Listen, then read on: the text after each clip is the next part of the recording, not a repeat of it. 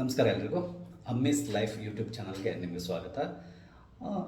ನಮ್ಮದು ಒಂದು ಹೊಸ ಚಾನಲ್ ಪ್ರಾರಂಭ ಮಾಡಿ ತುಂಬ ದಿನ ಆಯಿತು, ಬಟ್ ವಿಡಿಯೋ ನಮಗೆ ಹಾಕ್ಲಿಕ್ಕೆ ಆಗ್ತಾ ಇರಲಿಲ್ಲ. ಬಟ್ ಇವತ್ತಿನ ಒಂದು ಬೇರೆ ರೀತಿಯಲ್ಲಿ ಪ್ರಾರಂಭ ಮಾಡ್ತಾ ಇದ್ದೇವೆ. ಕೆಲವೊಂದು ಒಳ್ಳೊಳ್ಳೆ ಟಿಪ್ಸ್ಗಳನ್ನ ಹಾಕ್ಕೊಂಡು ಹೋಗೋಣ ಅಂತ ಹೇಳ್ಕೊಂಡು, ಅಂದರೆ ಲೈಫಿಗೆ ಸಂಬಂಧಪಟ್ಟ ಹಾಗೆ. ಏನಂತ ಹೇಳಿದ್ರೆ, ನಾನು ಇವತ್ತು ಮುಖ್ಯವಾಗಿ ನಿಮ್ಮ ಆರೋಗ್ಯದ ಬಗ್ಗೆ ಮಾತಾಡ್ತಾ ಇದ್ದೇನೆ. ಆರೋಗ್ಯ ಅಂತ ಹೇಳಿದ್ರೆ ನಿಮ್ಗೆ ಗೊತ್ತೇ ಇದೆ, ಹೆಲ್ತ್ ಈಸ್ ವೆಲ್ತ್ ಅಂತ ಹೇಳ್ತಾರೆ, ಅಥವಾ ಆರೋಗ್ಯವೇ ಭಾಗ್ಯ ಅಂತೇಳಿ ಕನ್ನಡದಲ್ಲಿ ಹೇಳ್ತಾರೆ. ಕೆಲವ್ರಿಗೆ ಏನಾಗ್ತದೆ ಅಂತ ಹೇಳಿದರೆ, ಬಹಳಷ್ಟು ದುಡ್ಡು ಇರ್ತದೆ, ಬಟ್ ಅವರ ಆರೋಗ್ಯ ಸರಿ ಇರಲ್ಲ. ಯಾಕಂದರೆ ಬೆಳಗ್ಗೆಯಿಂದ ಸಂಜೆವರೆಗೂ ಕೂಡ ಮೆಡಿಸಿನ್ನಲ್ಲೇ ಇರ್ತಾರೆ ಅವರು. ಯಾಕಂದರೆ ಅಷ್ಟೊಂದು ಸಮಸ್ಯೆಗಳಿರ್ತದೆ. ಕೆಲವರು ಬೇರೆ ಬೇರೆ ಅವರ ಲೈಫ್ ಸ್ಟೈಲಿಂದಾಗಿ ನಮ್ಮ ಬೇರೆ ಬೇರೆ ಕಾಯಿಲೆಗಳನ್ನು ನಾವು ಇನ್ವೈಟ್ ಮಾಡ್ಕೊಂಡಿರ್ತೇವೆ. ಈ ಎಲ್ಲ ಸಮಸ್ಯೆಗಳನ್ನ ನಾವು ಮೆಟ್ಟಿ ನಿಂತಿದೆಯಲ್ಲ, ನಾವು ತುಂಬ ಚೆನ್ನಾಗಿರ್ತೇವೆ. ನಾವು ಎಷ್ಟೇ ಗಳಿಸ್ಲಿ, ಏನೇ ಆಗಲಿ, ಆರೋಗ್ಯ ಸರಿ ಇಲ್ಲ ಅಂತ ಹೇಳಿದ್ರೆ ಯೂಸ್ ಇಲ್ಲ. ಅದೆಲ್ಲದನ್ನು ನಾವು ಗಳಿಸಿದ್ದನ್ನು ನಾವು ಅನುಭವಿಸ್ಬೇಕು ಅಥವಾ ಎಂಜಾಯ್ ಮಾಡಬೇಕಂತ, ಅಥವಾ ನಮ್ಮ ಮಕ್ಕಳಿಗೆ ಮೊಮ್ಮಕ್ಕಳಿಗೂ ನಾವು ಕೂಡಿಡೋದು ಈ ಥರ. ಯಾಕಂದ್ರೆ ನಾವು ವಿ ಆರ್ ಇಂಡಿಯನ್ಸ್, ನಮಗೊಂದಿದೆ, ನಾವು ಮಾತ್ರ ತಿನ್ನಬಾರ್ದು, ನಮ್ಮ ಮಕ್ಕಳು ತಿನ್ಬೇಕು, ನಮ್ಮ ಮೊಮ್ಮಕ್ಕಳು ಕೂಡ ನಾವು ಗಳಿಸಿಟ್ಟಿದ್ದನ್ನು ತಿನ್ನಬೇಕು ಅನ್ನೋ ಒಂದು ಆಸೆ ಇಟ್ಕೊಂಡಿರ್ಬೋದು. ಸೊ ಇದೆಲ್ಲದಕ್ಕೂ ನಮ್ಮ ಆರೋಗ್ಯ ಚೆನ್ನಾಗಿರೋ ಇದನ್ನೆಲ್ಲದನ್ನು ನಾವು ಮಾಡ್ಬೋದು. ಯಾಕಂದ್ರೆ ನಮ್ಮ ಜೀವಿತಾವಧಿ ತುಂಬ ಕಮ್ಮಿ ಇರ್ತದೆ. ಅಷ್ಟರೊಳಗಡೆ ನಾವು ಇದನ್ನೆಲ್ಲ ಮುಗಿಸ್ಬೇಕಾಗ್ತದೆ. ಅದಕ್ಕಾಗಿ ನಮ್ಮ ಆರೋಗ್ಯನ ತುಂಬ ಚೆನ್ನಾಗಿ ಇಟ್ಕೋಬೇಕು. ಇದರಲ್ಲಿ ಏನಾಗ್ತದೆ, ನಮ್ಮ ಲೈಫ್ ಸ್ಟೈಲಿಂದಾಗಿ, ಅಂದರೆ ನಾವು ಜೀವನ ಹೇಗೆ ನಡೆಸ್ತೇವೆ, ನಾವು ಪ್ರತಿದಿನ ನಮ್ಮ ರೂಟೀನ್ ಹೇಗಿರ್ತದೆ, ಡೈಲಿ ರೂಟೀನ್, ಇದ್ರ ಮೇಲೆ ಇದು ಅವಲಂಬಿತವಾಗಿರ್ತದೆ ನಮ್ಮ ಹೆಲ್ತನ್ನು ನಾವು ಮೇಂಟೈನ್ ಮಾಡೋದು. ನಾನು ಹೇಳ್ತೇನೆ ನೋಡಿ, ಇದರಲ್ಲಿ ಒಂದು ಮುಖ್ಯವಾಗಿ ಕೆಲವರು ಮಾಡುವ ದೊಡ್ಡ ಸಮಸ್ಯೆ, ಪ್ರಾಬ್ಲಮ್ ಏನು ಅಂತ ಹೇಳಿದ್ರೆ, ನೀರು ಕುಡಿಯೋಲ್ಲ.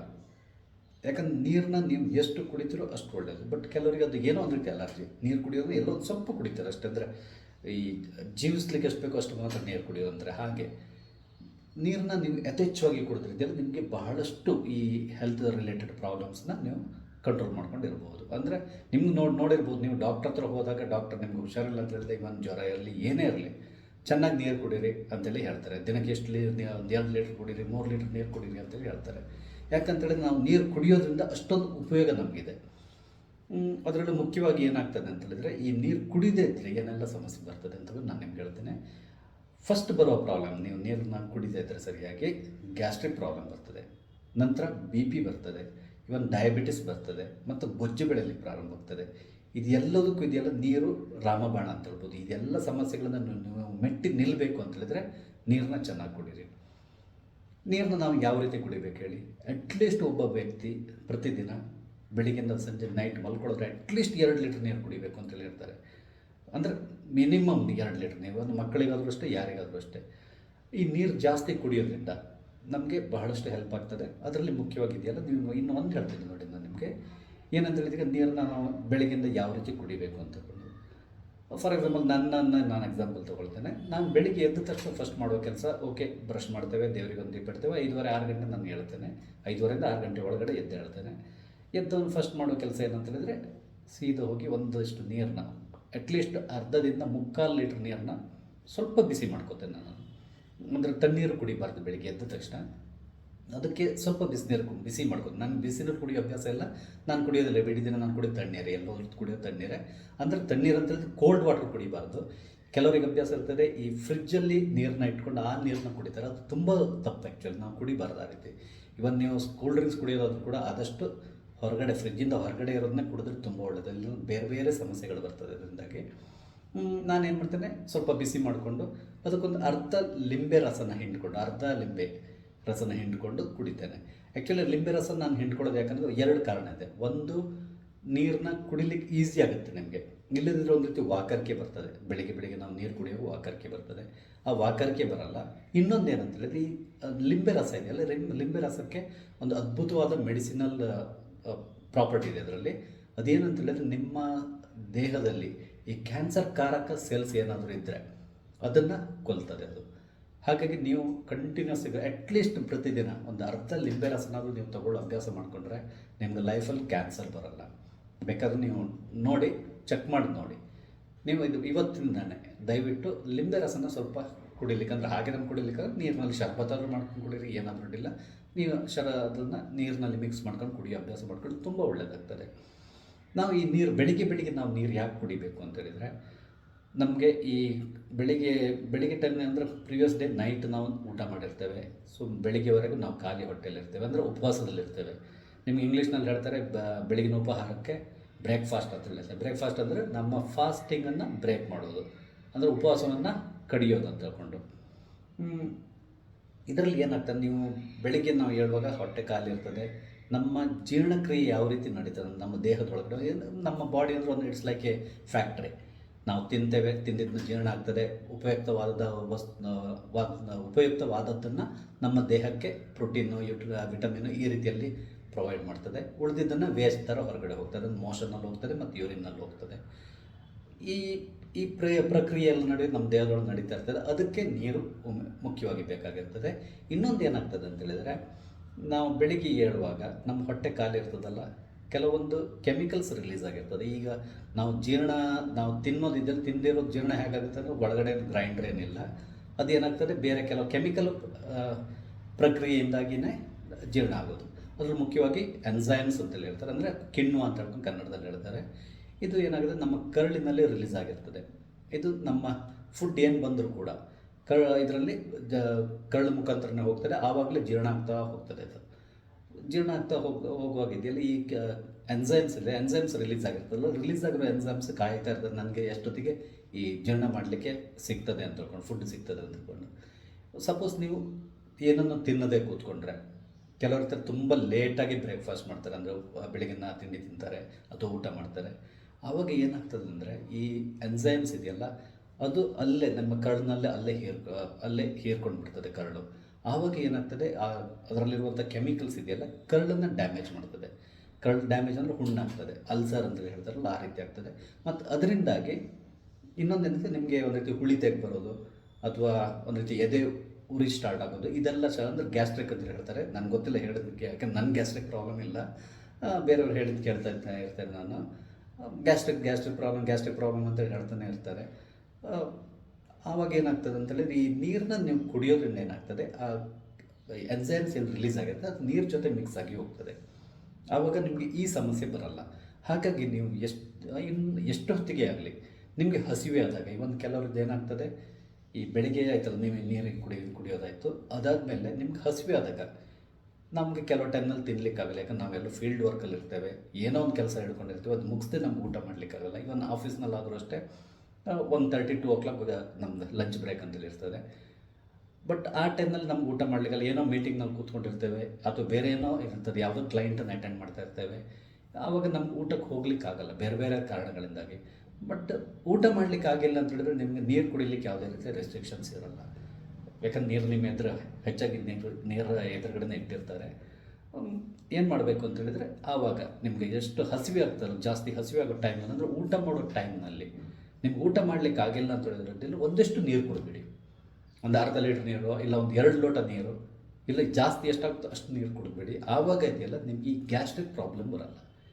ನಾನು ಹೇಳಿದ್ನಲ್ಲ, ಎನ್ಸೈಮ್ಸ್ ಏನಿದೆ ನೀರು ಜೊತೆ ಸೇರ್ಕೊಂಡು ಹೋಗ್ತಾರೆ. ಆವಾಗ ನಿಮಗೆ ಯಾವುದೇ ರೀತಿ ಗ್ಯಾಸ್ಟ್ರಿಕ್ ಪ್ರಾಬ್ಲಮ್ ನಿಮ್ಮ ಲೈಫ್ನಲ್ಲಿ ಬರಲ್ಲ. ಇದನ್ನು ನೀವು ಕಂಟಿನ್ಯೂ ಮಾಡಿ. ಎಷ್ಟೊತ್ತಿಗೆ ಆಗಲಿ ಹಸಿವೆ ಆದಾಗ ನೀರು ಕುಡಿದ್ಬಿಡಿ. ಊಟ ಮಾಡಲಿಕ್ಕಾಗಲ್ವಾ, ಅಟ್ಲೀಸ್ಟ್ ನೀರು ಕುಡಿದ್ಬಿಡಿ. ನಿಮ್ಮ ಹೆಲ್ತ್ ತುಂಬ ಚೆನ್ನಾಗಿರ್ತದೆ. ಇನ್ನೊಂದೇನಾಗ್ತದೆ, ಈ ನೀರು ಕುಡಿದೇ ಇದ್ದರೆ ಇನ್ನೊಂದು ಪ್ರಾಬ್ಲಮ್ ಏನಾಗ್ತದೆ ಅಂತ ಹೇಳಿದರೆ, ನಮ್ಮ ಪಚನಕ್ರಿಯೆ ಅಂದರೆ ಜೀರ್ಣಕ್ರಿಯೆಗೆ ಸರಿಯಾಗಿ ಸಪೋರ್ಟ್ ಸಿಗೋಲ್ಲ.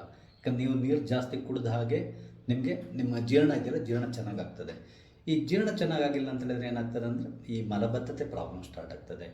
ಈ ಸರಿಯಾಗಿ ನಿಮಗೆ ಮೋಷನ್ ಬರಲ್ಲ, ಅಂದರೆ ಮೋಷನ್ ತುಂಬ ಗಟ್ಟಿಯಾಗಿರ್ತದೆ. ಆವಾಗ ನಿಮಗೆ ಬೇರೆ ಬೇರೆ ಸಮಸ್ಯೆ, ಅಂದರೆ ಮೋಷನ್ ಪಾಸ್ ಮಾಡುವಾಗ ನಿಮ್ಗೆ ತುಂಬ ನೋವು ಬರ್ತದೆ, ಇದೆಲ್ಲ ಆಗ್ತದೆ. ಹಾಗಾಗಿ ನೀವು ಸರಿಯಾಗಿ ನೀರು ಕುಡಿದ್ರೆ ಇದೆಯಲ್ಲ ಯಾವುದೇ ರೀತಿ ಪ್ರಾಬ್ಲಮ್ ಇರೋದು. ನೀವು ಬೆಳಿಗ್ಗೆ ಎದ್ದ ತಕ್ಷಣ ಸ್ವಲ್ಪ ನೀರು ಕುಡಿದ್ರೆ ಇದೆಯಲ್ಲ, ಡೈಲಿ ನೀರು ಕುಡಿತಿದ್ರೆ ಬೆಳಿಗ್ಗೆ ಎದ್ದ ತಕ್ಷಣ ನಿಮ್ಮ ಮೋಷನ್ ಕೂಡ ಈಸಿಯಲ್ಲಿ ಹೋಗ್ಬಿಡ್ತದೆ, ಯಾವುದೇ ರೀತಿಯ ಸಮಸ್ಯೆ ಬರಲ್ಲ. ನಾನು ಬೆಂಗಳೂರಿನಲ್ಲಿ ಬಹಳಷ್ಟು ಮಕ್ಕಳನ್ನು ನೋಡಿದ್ದೇನೆ, ಅಂದರೆ ಅವ್ರ ಪೇರೆಂಟ್ಸ್ ಹೇಳ್ಕೊಳ್ಳೋದನ್ನು ನೋಡಿದ್ದೇನೆ. ಏನು ಹೇಳ್ತಾರೆ ಅಂತ ಹೇಳಿದ್ರೆ, ನಮ್ಮ ಮಗು 2 ದಿನ ಆಯಿತು, 3 ದಿನ ಆಯಿತು ಮೋಷನ್ ಮಾಡಿದೆ, 4 ದಿನ ಆಯಿತು ಅಂತ ಹೇಳ್ತಾರೆ. ಇದೆಲ್ಲದಕ್ಕೂ ಮುಖ್ಯ ಕಾರಣ ಅಂದರೆ ಅವ್ರ ಮಕ್ಕಳಿಗೆ ಸರಿಯಾಗಿ ನೀರು ಕೊಡಲ್ಲ. ಯಾರೇ ಆಗಲಿ ನಾನು ಅಡ್ವೈಸ್ ಮಾಡೋದಷ್ಟೇ, ಸರಿಯಾಗಿ ನೀರು ಕುಡಿಸಿ ಅಷ್ಟೇ ಸಾಕು, ಬೇರೆ ಏನೇನು ಬೇಕಿಲ್ಲ ಅಂತಕೊಂಡು. ಅವ್ರು ಏನು ಮಾಡ್ತಾರೆ, ಮೆಡಿಸಿನ್ನು ಅದು ಇದು ಅಂತೇಳಿ ಕೊಟ್ಟು ಮತ್ತು ಪ್ರಾಬ್ಲಮ್ ಆಗ್ತಾ ಹೋಗ್ತದೆ. ಯಾಕಂದರೆ ಅದೇ ಅಭ್ಯಾಸ ಆಗುತ್ತೆ. ಮೆಡಿಸಿನ್ ಕೊಟ್ಟಿಲ್ಲ ಅಂದರೆ ಮೋಷನ್ ಆಗೋಲ್ಲ, ಈ ಥರ ಸಮಸ್ಯೆ ಬರ್ತದೆ. ಅದಕ್ಕೆ ನಾನು ಹೇಳೋದು ಅಂತ ಹೇಳಿದ್ರೆ ಮಕ್ಕಳಿಗಾದರೂ ಅಷ್ಟೇ, ಯಾರಿಗಾದರೂ ಅಷ್ಟೇ ಚೆನ್ನಾಗಿ ನೀರು ಕುಡಿಸಿ, ಸರಿಯಾಗಿ ಮೋಷನ್ ಆಗ್ತದೆ. ನೀವು ಇನ್ನೊಂದು ಹೇಳ್ತೇನೆ, ಈ ನೀವು ಸಾಮಾನ್ಯವಾಗಿ ಆಯುರ್ವೇದಿಕ್ ಡಾಕ್ಟರ್ ಹತ್ರ ಹೋದಾಗ ಅವ್ರು ಫಸ್ಟ್ ಕೇಳೋ ಕ್ವಶನ್ ಏನಂತ ಹೇಳಿದ್ರೆ ಮೋಷನ್ ಸರಿಯಾಗಿ ಆಗ್ತಾ ಇದೆಯಾ ಇಲ್ವಾ ಕೇಳ್ತಾರೆ. ಅಂದರೆ ನಿಮಗೆ ಮೋಷನ್ ಕರೆಕ್ಟಾಗಿ ಆಗ್ತಾ ಇದೆ ಅಂತ ಹೇಳಿದ್ರೆ ನಿಮ್ಮ ಹೆಲ್ತ್ ಚೆನ್ನಾಗಿದೆ ಅಂತ ಹೇಳಿ ಲೆಕ್ಕ. ಅಂದರೆ ನಿಮ್ಗೆ ಏನೋ ಕಾಯಿಲೆ ಬಂದರೆ ಅದು ಬೇರೆನೋ ಸಣ್ಣ ಸಮಸ್ಯೆ ಅಂತ ಹೇಳ್ಕೊಂಡು, ಅದೇ ನಿಮ್ಮ ಮೋಷನ್ ಸರಿಯಾಗಿ ಆಗ್ತಾಯಿಲ್ಲ, ಓಕೆ ನಾನು 2 ದಿನಕ್ಕೂ ಅಥವಾ 3 ದಿನಕ್ಕೊಂದು ಸರಿ ಮೋಷನ್ ಮಾಡ್ತಾ ಇದ್ದೇನೆ ಅಂದರೆ ನಿಮ್ಮ ಆರೋಗ್ಯದಲ್ಲಿ ಏನೋ ಸಮಸ್ಯೆ ಇದೆ ಅಂತ ಹೇಳ್ಕೊಂಡು ಅವ್ರು ಗ್ಯಾಸ್ ಮಾಡ್ತಾರೆ. ಹಾಗಾಗಿ ಯಾವುದೇ ಆಯುರ್ವೇದಿಕ್ ಡಾಕ್ಟರ್ ಹತ್ರ ಹೋಗಿ ಫಸ್ಟ್ ಕೇಳೋ ಕ್ವಶನ್ ಇದೆ, ಮೋಷನ್ ಸರಿ ಮಾಡ್ತಾ ಇದ್ದೀರಾ ಇಲ್ವಾ ಅಂತ ಹೇಳ್ಕೊಂಡು. ಹಾಗೆ ಇನ್ನೊಂದು ಏನಂತ ಹೇಳಿದರೆ ನಿಮಗೆ ಈ ಸರಿಯಾಗಿ ನಾವು ನೀರು ಕುಡಿಯೋದ್ರಿಂದ ಇನ್ನೊಂದು ಡಯಾಬಿಟಿಸ್ ಕೂಡ ಬರಲ್ಲ. ಹಾಗೆ ನಿಮ್ಮ ದೇಹದ ತೂಕ ಕೂಡ ಕರೆಕ್ಟಾಗಿ ಮೇಂಟೈನ್ ಆಗಿರ್ತದೆ. ಅಂದರೆ ನೀವು ಬೊಜ್ಜು ಬೆಳೆಯಲ್ಲ ನಮಗೆ, ಯಾಕಂದರೆ ಇದರಲ್ಲಿ ನೀರಿನಲ್ಲಿ ಒಂದು ಶಕ್ತಿ ಇದೆ, ಅದು ಏನಂತ ಹೇಳಿದ್ರೆ ನಿಮ್ಮ ಫ್ಯಾಟನ್ನು ಬರ್ನ್ ಮಾಡ್ತದೆ. ಅದರಲ್ಲೂ ಇನ್ನೊಂದು ಹೇಳ್ತಾರೆ, ಈ ವಾಟರ್ ಥೆರಪಿ ಇದೆ. ವಾಟರ್ ಥೆರಪಿಯಲ್ಲಿ ಯಾವ ರೀತಿ ಅಂತೇಳಿದ್ರೆ ನೀವು ಬೆಳಗಿಂದ ಸಂಜೆವರೆಗೆ ನೀರು ಕುಡಿಯುವಾಗ ನೀರು ಕುಡಿತಾನೇ ಇರಬೇಕು. ನೀರು ಕುಡಿಯುವಾಗ ಕರೆಕ್ಟಾಗಿ ಅದು ಸ್ವಲ್ಪ ಬೆಚ್ಚಗಿನ ನೀರು, ಉಗುರು ಬೆಚ್ಚಗಿನ ನೀರು, ಬೆಚ್ಚಗಿನ ತುಂಬ ಬಿಸಿ ನೀರಲ್ಲ, ಉಗುರು ಬೆಚ್ಚಗಿನ ನೀರು ಕುಡಿತಾ ಇದ್ದರೆ ನಿಮ್ಮ ದೇಹದ ತೂಕ ಕಮ್ಮಿ ಆಗಲಿ ಪ್ರಾರಂಭ ಆಗ್ತದೆ. ಯಾಕಂದರೆ ಅದು ಫ್ಯಾಟನ್ನು ಬರ್ನ್ ಮಾಡ್ತಾ ಹೋಗ್ತದೆ. ಅನ್ವಾಂಟೆಡ್ ಏನಿದೆ ನಮ್ಮ ಬಾಡಿಯಲ್ಲಿ ಅನ್ವಾಂಟೆಡ್ ಫ್ಯಾಟ್ ಇದೆಯಲ್ಲ ಅದನ್ನು ರೆಡ್ಯೂಸ್ ಮಾಡ್ತಾ ಬರ್ತಾರೆ. ಫ್ಯಾಟ್ ಇರಲೇಬೇಕು, ಇಲ್ಲಾಂದರೆ ಬೇರೆ ಪ್ರಾಬ್ಲಮ್ ಬರ್ತದೆ. ಸೊ ಫ್ಯಾಟ್ ಇರಬೇಕು, ಬಟ್ ಅನ್ವಾಂಟೆಡ್ ಫ್ಯಾಟ್ ನಮ್ಗೆ ಎಷ್ಟು ಬೇಕೋ ಅದಕ್ಕಿಂತ ಜಾಸ್ತಿ ಎಕ್ಸೆಸ್ ಫ್ಯಾಟ್ ಏನಿದೆ ಅದನ್ನು ಬರ್ನ್ ಮಾಡಿ ತೆಗಿತದೆ. ಹಾಗಾಗಿ ಅದಕ್ಕೂ ಕೂಡ ತುಂಬ ಒಳ್ಳೆಯದು. ಈ ನಿಮ್ಮ ದೇಹ ತೂಕನ ಕಮ್ಮಿ ಮಾಡಲಿಕ್ಕೆ ಕೂಡ ನೀರು ತುಂಬ ಒಳ್ಳೆಯದು. ಮತ್ತು ಇನ್ನೊಂದು ಏನಂತೇಳಿ ನಿಮ್ಮ ಸ್ಕಿನ್ ಯಾವಾಗಲೂ ತುಂಬ ಚೆನ್ನಾಗಿರ್ತದೆ. ನೀವು ನೀರು ಎಷ್ಟು ಕುಡಿತೀರೋ ಅಷ್ಟು ನಿಮ್ಮ ಸ್ಕಿನ್ ಚೆನ್ನಾಗಿರ್ತದೆ, ಗ್ಲೋ ಇರ್ತದೆ. ಮತ್ತು ಇನ್ನೊಂದು ಏನಂದರೆ ನಿಮಗೆ ಚರ್ಮ ಸಂಬಂಧಪಟ್ಟಂಥ ಯಾವುದೇ ಪ್ರಾಬ್ಲಮ್ಸ್ ಬರಲ್ಲ. ಈ ಮೊಡವೆ ಆಗೋದು, ಮುಖದಲ್ಲಿ ಕಜ್ಜಿ ಆಗೋದು, ಅಲ್ಲಿ ದೇಹದಲ್ಲಿ ಕಜ್ಜಿಗಳಾಗೋದು, ಮೊಡವೆ ಪ್ರಾಬ್ಲಮ್ಮು, ಅದೇ ತಲೆ ಹೊಟ್ಟು, ಇಂಥದ್ದು ಯಾವುದೂ ನಿಮ್ಗೆ ಬರಲ್ಲ. ಯಾಕಂದರೆ ಒಂದು ತಲೆ ಹೊಟ್ಟು ಕೂಡ ಸ್ಕಿನ್ ಡಿಸೀಸ್, ಅದೊಂದು. ನಿಮ್ಮ ಸ್ಕಿನ್ ತುಂಬ ಚೆನ್ನಾಗಿರ್ತದೆ. ಇನ್ನೊಂದು ಏನಂದರೆ ನೀರು ನೀವು ಕುಡಿಯೋದ್ರಿಂದ ರಕ್ತ ಶುದ್ಧಿ ಆಗ್ತಾ ಇರ್ತದೆ. ನಿಮ್ಮ ರಕ್ತ ಶುದ್ಧಿ ಆಗ್ತಾಯಿದ್ರೆ ನಿಮ್ಗೆ ಆಟೋಮೆಟಿಕ್ಕಾಗಿ ಈ ಸ್ಕಿನ್ ಡಿಸೀಸಸ್ ಬರಲ್ಲ. ಅಂದರೆ ಈ ಮೊಡವೆ ಇರ್ಬೋದು ಅಥವಾ ಬೇರೆ ಬೇರೆ ಕಜ್ಜಿ ಇಂಥದ್ದು ಇದೆಯಲ್ಲ ಅದು ಬರಲ್ಲ. ಹಾಗಾಗಿ ನೀವು ಯಥೇಚ್ಛವಾಗಿ ನೀರು ಕುಡೀರಿ. ಅಂದರೆ ಯಥೇಚ್ಛನೂ ತುಂಬ ಜಾಸ್ತಿನೂ ಅಲ್ಲ, ನೀರು ಕುಡಿಯೋ ಎಷ್ಟಾಗುತ್ತೋ ಅಷ್ಟು ನೀರು ಕುಡಿತಾ ಇರಬೇಕು. ಇನ್ನೊಂದು ನಿಮ್ಗೆ ಹೇಳಲಿಕ್ಕೆ ಮರ್ತೋದೆ, ಈ ಉರಿಮೂತ್ರ ಅಥವಾ UTI ಪ್ರಾಬ್ಲಮ್ ಅಂತೇಳಿ ಹೇಳ್ತಾರೆ, ಯುರಿನರಿ ಟ್ರ್ಯಾಕ್ಟ್ ಇನ್ಫೆಕ್ಷನ್ ಅಂತಕೊಂಡು ಹೇಳ್ತಾರೆ. ಈ ಪ್ರಾಬ್ಲಮ್ ಕೂಡ ಈ ನೀರಿನ ಸಮಸ್ಯೆಯಿಂದಾಗಿ ಬರೋದು. ಹೆಚ್ಚಿನವ್ರು ಏನು ಮಾಡೋದು, ತುಂಬ ನೀರನ್ನು ಕುಡಿಯೋದೇ ಇಲ್ಲ ಕೆಲವರು. ಅದರಲ್ಲೂ ಜಾಸ್ತಿ ಈ UTI ಪ್ರಾಬ್ಲಮ್ ಅಂದರೆ ಯುರಿನ್ ಇನ್ಫೆಕ್ಷನ್ ಪ್ರಾಬ್ಲಮ್ ಇದೆಯಲ್ಲ, ಅಥವಾ ಉರಿಮೂತ್ರ ಪ್ರಾಬ್ಲಮ್ಮು, ಇದು ಇರೋದು ಹೆಚ್ಚಾಗಿ ಹೆಂಗಸರಿಗೆ ಜಾಸ್ತಿ. ಯಾಕಂದರೆ ಅದು 2 ಕಾರಣ ಇದೆ. ಒಂದು, ಅವ್ರು ನೀರು ಸರಿಯಾಗಿ ಕುಡಿಯೋಲ್ಲ. ಯಾಕಂದರೆ ನಾವು ಮಾತ್ರ ಎಲ್ಲೋ ಒಂದು ಕಡೆ ಹೋಗಿ ಯೂರಿನ್ ಪಾಸ್ ಮಾಡಿ ಬರ್ತೇವೆ, ನಾಚಿಕೆ ಇಲ್ಲದೇ ಯೂರಿನ್ ಪಾಸ್ ಮಾಡಿ ಬರ್ತೇವೆ. ಬಟ್ ಹೆಂಗಸರಿಗೆ ಅದು ಮಾಡಲಿಕ್ಕಾಗಲ್ಲ ಆ ಥರ. ಆವಾಗ ಏನು ಮಾಡ್ತಾರೆ, ಅವರು ಆದಷ್ಟು ನೀರು ಕಮ್ಮಿ ಕುಡಿತಾರೆ. ಇಲ್ಲ ಅಂತೇಳಿದರೆ ಮೂತ್ರವನ್ನು ಹಿಡ್ಕೊಂಡಿರ್ತಾರೆ. ಅಂದರೆ ಮನೆ ಬರುವವರೆಗೂ ಅವರು ಎಲ್ಲಿಯೂ ಮೂತ್ರ ವಿಸರ್ಜನೆ ಮಾಡಲಿಕ್ಕಾಗಲ್ಲ ಅಥವಾ ಮಾಡೋದಿಲ್ಲ. ಬೇರೆ ಹೊರಗಡೆ ಎಲ್ಲಿದ್ದರೂ ಕೂಡ ಆ ಥರದಲ್ಲಿ ಬಂದುಬಿಡ್ತಾರೆ. ಇನ್ನೊಂದು ಹೇಳ್ತೇನೆ ನಾನು ನಿಮಗೆ, ಆ ಥರ ಯಾರೋ ಲೇಡೀಸ್ ಇದ್ದರೆ ನಿಮ್ಗೆ ಹೇಳ್ತೇನೆ, ನೀವು ಯಾವುದಾದ್ರು ಹೋಟೆಲ್ಗೆ ಹೋಗಿ ಆ ಥರ ನಿಮಗೆ ಮೂತ್ರಶಂಕೆ ಆದಾಗ ನೇರವಾಗಿ ನಿಮಗೆ ಪಬ್ಲಿಕ್ ಟಾಯ್ಲೆಟ್ ತುಂಬ ಡೇಂಜರ್. ಯೂಸ್ ಮಾಡ್ಬೋದು, ಕ್ಲೀನ್ ಇದ್ರೆ ಯೂಸ್ ಮಾಡ್ಬೋದು, ಇಲ್ಲಾಂದ್ರೆ ಕಷ್ಟ. ಯಾಕಂದರೆ ಅಲ್ಲಿಂದನೇ ಬೇರೆ ಕಾಯಿಲೆಗಳು ಬರ್ತದೆ ನಮಗೆ. ಇಲ್ಲ ಅಂತೇಳಿದ್ದು ಯಾವುದಾದ್ರು ಯಾವ ಹೋಟೆಲ್, ಇವನ್ 5 ಸ್ಟಾರ್ ಹೋಟೆಲ್ ಬೇಕಾದ್ರಾಗಲಿ, ನೇರವಾಗಿ ಹೋಗಿ ಸೀದಾ ಅಲ್ಲಿ ಎಲ್ಲಿ ಟಾಯ್ಲೆಟ್ಸ್ ಎಲ್ಲಿದೆ ಅಂತೇಳಿ ಕೇಳಿ, ರೆಸ್ಟ್ ರೂಮ್ ಎಲ್ಲಿದೆ ಕೇಳಿ, ನೇರವಾಗಿ ಹೋಗಿ ಯೂರಿನ್ ಪಾಸ್ ಮಾಡಿ ಬನ್ನಿ. ಯಾಕಂದರೆ ಗೌರ್ಮೆಂಟಿಂದ ಒಂದು ಆರ್ಡರ್ ಕೂಡ ಆಗಿದೆ ರೀಸೆಂಟಾಗಿ, ಯಾವುದೇ ರೀತಿಯ ಹೋಟೆಲ್ಸ್ನಲ್ಲಿ ಯಾರಾದರೂ ಯೂರಿನ್ ಪಾಸ್ ಮಾಡಲಿಕ್ಕೆ ಅದು ಲೇಡೀಸ್ ಬಂದರೆ ಯಾವುದೇ ರೀತಿಯಲ್ಲಿ ರಿಸ್ಟ್ರಿಕ್ಷನ್ ಮಾಡ್ಬೋದು, ಅವ್ರನ್ನ ಅಲೋ ಮಾಡಬೇಕಂತ ತಗೊಂಡಿದೆ. ಹಾಗಾಗಿ ನೀವು ದಯವಿಟ್ಟು ಯಾವುದಾದ್ರು ಹೋಟೆಲ್ ಆಗಲಿ ಸೀದಾ ಹೋಗಿ ನಿಮ್ಮ ಈ ಯೂರಿನ್ ಪಾಸ್ ಮಾಡ್ಕೊಂಡು ಬನ್ನಿ. ಯಾಕಂದರೆ ನಿಮಗೆ ಬಹಳಷ್ಟು ಕಿಡ್ನಿ ಸ್ಟೋನ್ ಆಗ್ತದೆ, ಇಲ್ಲ UTI ಪ್ರಾಬ್ಲಮ್, ಉರಿಮೂತ್ರ ಪ್ರಾಬ್ಲಮ್ ಸ್ಟಾರ್ಟ್ ಆಗ್ತದೆ. ಹಾಗಾಗಿ ಅದ್ರ ಬಗ್ಗೆ ಯೋಚನೆ ಮಾಡಬೇಡಿ, ಚೆನ್ನಾಗಿ ನೀರು ಕುಡೀರಿ. ಯಾಕಂದರೆ ನಮಗೆ ಮೂತ್ರ ಬರುತ್ತೆ ಅಂತ ನಾವು ನೀರು ಕುಡಿಯೋದಿದ್ದರೆ ಬಹಳಷ್ಟು ತೊಂದರೆಗಳಾಗ್ತದೆ. ಸಾರಿ, ನಾನೊಂದು 15 ನಿಮಿಷ ಆಯಿತು ಅನ್ಸುತ್ತೆ ಮಾತಾಡಲಿಕ್ಕೆ ಶುರು ಮಾಡಿ. ತುಂಬ ಜಾಸ್ತಿ ಮಾತಾಡಿದರೆ ಅದೊಂದು ರೀತಿ ನಿಮ್ಗೆ ಬೋರ್ ಅನಿಸ್ತದೆ. ಹಾಗಾಗಿ ನಾನು ಇಲ್ಲಿಗೆ ನಿಲ್ಲಿಸ್ತಾ ಇದ್ದೇನೆ. ಹಾಗೆ ಚೆನ್ನಾಗಿ ನೀರು ಕುಡೀರಿ, ಹ್ಯಾಪಿಯಾಗಿರಿ, ಹೆಲ್ದಿಯಾಗಿರಿ. ಯಾವುದೇ ರೀತಿ ಇವನ್ ನಿಮ್ಮ ಜೊತೆಯಲ್ಲಿರುವವರಿಗೂ ಕೂಡ ಅಡ್ವೈಸ್ ಮಾಡಿ ನೀರನ್ನು ಜಾಸ್ತಿ ಕುಡೀರಿ ಅಂತ ಹೇಳ್ಕೊಂಡು. ಯಾಕಂದ್ರೆ ಸದ್ಯಕ್ಕೆ ಅಟ್ ಪ್ರೆಸೆಂಟ್ ನೀರ್ದೇನು ಅಂಥದ್ದೇನು ಸಮಸ್ಯೆ ಇಲ್ಲ ನಮಗೆ. ಸೊ ನೀರು ಕುಡ್ಕೊಂಡು ಚೆನ್ನಾಗಿ ನಾವು ನಮ್ಮ ಲೈಫನ್ನು ನಾವು ಮೇಂಟೈನ್ ಮಾಡೋಣ. ಅಂದರೆ ನಮ್ಮ ಆರೋಗ್ಯವನ್ನು ಮೇಂಟೈನ್ ಮಾಡೋಣ, ಖುಷಿಯಾಗಿರೋಣ. ಹಾಗೆ ಮನೆಯವರು ಕೂಡ, ನಾವು ಖುಷಿಯಾಗಿದ್ದರೆ ಮನೆಯವರು ಕೂಡ ಖುಷಿಯಾಗಿರ್ತಾರೆ. ಸೊ ನಾನು ಹೇಳಿರೋ ಒಂದು 2-3 ಪಾಯಿಂಟ್ಸ್ ಏನಿದೆ, ಇದನ್ನು ನೀವು ಬೇಕಾದ್ರೆ ಮೆಡಿಕಲ್ ಟರ್ಮ್ಸಲ್ಲಿ ಕೂಡ ಚೆಕ್ ಮಾಡ್ಕೊಂಡು ನೋಡ್ಕೋಬೋದು. ನಾನು ಹೇಳಿದ ಸತ್ಯನ ಸುಳ್ಳ ಅಂತ ನಿಮ್ಗೆ ಗೊತ್ತಾಗ್ತದೆ. ಇದು ತುಂಬ ಸಿಂಪಲ್ ಮತ್ತು ಈಸಿ ಮೆಥಡ್ ನಮ್ಮ ಆರೋಗ್ಯನ ಕಾಪಾಡ್ಕೊಳ್ಳಿಕ್ಕೆ. ನಿಮಗೆ ನಿಮಗೆ ನನ್ನ ಈ ವಿಡಿಯೋ ಇಷ್ಟ ಆಗಿರ್ಬೋದು ಅಂದ್ಕೊಂಡೆ, ಯಾಕಂದ್ರೆ ನನ್ನ ಫಸ್ಟ್ ಅಟೆಂಪ್ಟ್ ಇದು. ನಿಮ್ಮ ಅನಿಸಿಕೆಯನ್ನು ಅನಿಸಿಕೆಯನ್ನು ದಯವಿಟ್ಟು ನನಗೆ ತಿಳಿಸಿ, ಯಾಕಂದರೆ ನನಗೆ ಮುಂದೆ ನೆಕ್ಸ್ಟ್ ಇನ್ನೊಂದು ಯಾವುದೋ ಒಂದು ಟಾಪಿಕ್ ಇಟ್ಕೊಂಡು ಮಾತಾಡಲಿಕ್ಕೆ ಬಹಳಷ್ಟು ಸಹಕಾರಿ ಆಗ್ತದೆ. ಹಾಗೆ ನೀವು ನಮ್ಮ ಚಾನಲ್ ಸಬ್ಸ್ಕ್ರೈಬ್ ಆಗಿ ಸಪೋರ್ಟ್ ಮಾಡಿ. Thank you.